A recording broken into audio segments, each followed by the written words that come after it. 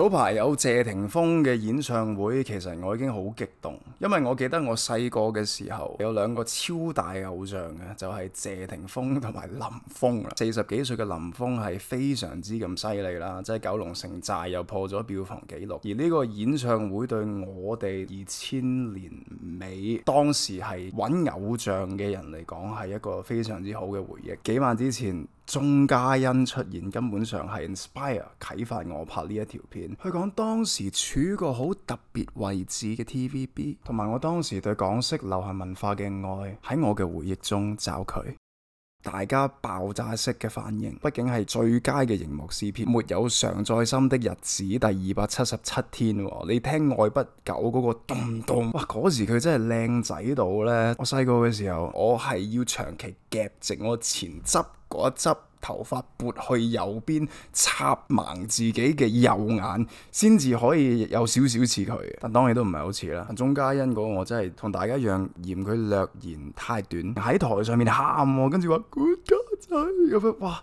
嗰啲回憶感唔仲翻晒嚟，同埋以前鐘嘉欣 VS 陳法拉係一件事嚟㗎，你明唔明白？個個都有自己個睇法啊，都得嘅。而溏心風暴係呢兩位女演員當時紅起嚟嘅原因，亦都係第二集佢哋兩個嘅代表作。鐘雪瑩攞金馬影后，佢都話係因為睇阿慶做手語先 inspire 到佢，所以我覺得溏心風暴真係頭嗰兩輯的確係好犀利。其實你好難見到嘅而家，甚至我覺得港式文化嘅80、90年代高峰都好難見到，係嗰個 moment 前輩演員，即係夏雨啊、李司棋承接住80、90年代香港高峰嗰個餘威，然後開始年紀大啦，就要做一個接棒咁樣嘅角色。嗰一班嘅新人咪好容易紅咯。第一集啊，得地嗰個機場見到佢親生阿媽嗰段。Honestly， 我係 one of my favorite 電視劇嘅 moment 嚟㗎，就係佢係第一集接棒嗰個啊嘛。常在心係同佢一齊啊嘛，冇可能同程亮一齊。賤男一定真係要死嘅，真係。尤其是好似《溏心風暴》呢啲嘅倫理劇，係突顯一個叫 underdog 嘅角色㗎，有好多委屈啊，唔知道自己咩身份啊，最後化憤然後成功。所以你第二集嘅管家仔都係要咁樣，由周潤發嗰個年代已經開始係咁樣。所以黃宗澤咪做嗰個醫生咯，又係賤男啊咁樣。我覺得佢反而呢一兩輯真係。佢攞唔到佢應有嘅，所以佢做第3集嘅第一男主角喎，真係，唉，我只能夠嘆氣。好似教父3咁，我哋唔好提啦。甚至好似局外人咁啊，同嗰啲恩怨情仇唔係好 mix， 因為師奶劇其實始終放嗰樣嘢係重點。或者我記得就係佢睇唔起自己阿哥咯，觀眾就係會好憎佢噶啦，因為家庭家好重要啊嘛，呢樣嘢通常。溏心風暴係捉緊咗呢一個港劇成功爆紅嘅第一元素，就係屈。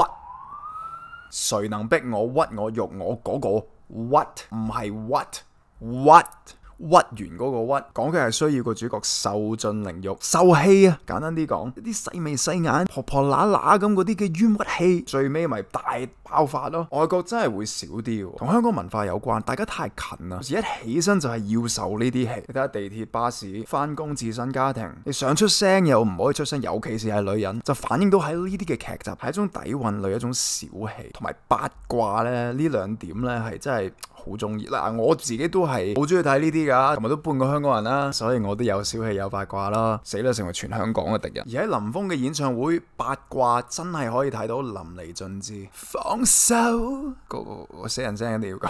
演唱會嘉賓咧，除咗有 MC 啊，有 Dear Jane 啊，跟住有張敬軒啊，好多好唱得嘅歌手，但係我夠膽保證，冇一個比鐘嘉欣嗰個反應更加大。甚至你睇周秀娜，哇，幾咁落力，都相信冇鐘嘉欣嗰個反應熱烈，就係其實喂八卦啊嘛。呢兩個人當時好似有話有緋聞嘅，係咪曾經拍過拖啊？嗰個可能大於音樂，因為香港冇娛樂圈。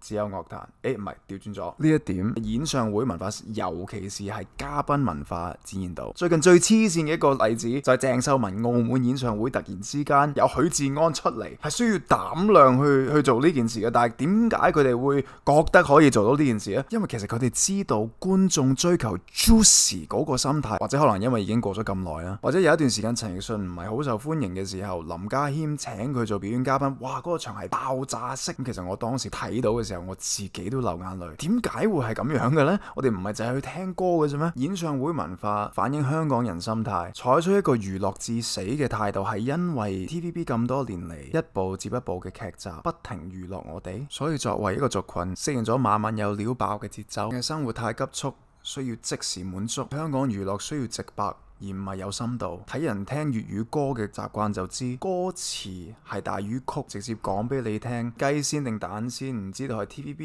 引育呢個文化，定係香港人本身就係咁，所以創造 TVB 同呢個演唱會文化。只知道《溏心風暴》嘅編劇同埋林峯演唱會背後嘅人都一定明白呢啲道理，直白 juicy， 因為套劇都 inspire by一個好出名嘅爭產事件㗎嘛。林峯演唱會而家啲人對佢表現最大反應係嗰張凳，啲人話啲歌太短都冇問題，足夠 juicy 位擺咗入去，其實唱唔唱歌都冇所謂。九龍城寨嗰個成功，你睇下佢哋4子出嚟反應大到，係香港娛樂產業製造出嚟嘅黑暗面，定係香港人對娛樂嘅黑暗面？其實又冇對錯嘅，用一個好藝術嘅角度去諗，其實娛樂只不過係你點解讀啫嘛。林峯喺我心目中係偶像，人哋心目中可能只不過係演員。溏心風暴有人覺得係神劇，對於電視台幕後可能當時只係一份工。亞視一姐阿儀對某啲人嚟講可能都有一個勵志故事嚟噶，所以嗰樣嘢只要俾到一個慰藉你，其實就已經做咗佢應該做嘅事啊。係我哋呢啲人成日要喺度分析呢啲嘢啫嘛，自己做呢一個行業不停選擇，喂，你係要即時流量定係要有深度？最慘係你想攞流量冇流量，個作品又冇深度，咁你都唔知拍嚟為做乜。我想講，至少今日呢一條片我知道我係為咗自己而拍，今時今日呢個先係成功嘅關鍵。香港有破地獄啦、九龍城寨，外國 Marvel 撲直被演算法控制嘅成功指南已經不再存在。全個世界唯一成功作品嘅共通點，好似就係要嚟自你嘅內心，你覺得嘅嘢就得。我說你行，你就行。咁啊，最後完結我呢條影片之前啦，多謝大家睇到未啦吓。咁啊，我亦都要否白我自己對思琪姐嗰種愛。係啊，我係 follow 咗佢 IG， 我實在忍唔住啦，我聽咗好多年。